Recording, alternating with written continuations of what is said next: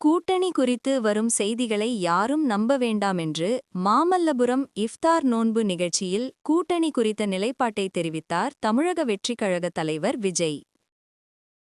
என்னதான் இந்த விஜயை பண்ணலாம் அப்படின்னு நினைக்கும் போதுதான் இந்த கூட்டணி அந்த கூட்டணிலாம் சேர போறாரு அப்படின்ட்டு ஒரு பொய்யான ஒரு பிரச்சாரத்தை பண்ணிக்கிட்டு இருந்தாங்க. இந்த நியூஸ் எல்லாம் கேட்டு நீங்கள் கொஞ்சம் கன்ஃபியூஸ் ஆகிருப்பீங்க.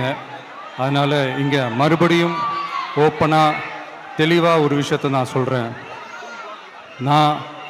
நாங்கள் எப்பவுமே மதச்சார்பற்ற கொள்கைன்றதில் அந்த ஸ்டாண்ட்லேயோ மதச்சார்பற்ற சமூக நீதின்ற அந்த நிலைப்பாட்டிலையோ எப்பவுமே சமரசம் வச்சிக்கவே மாட்டோம்.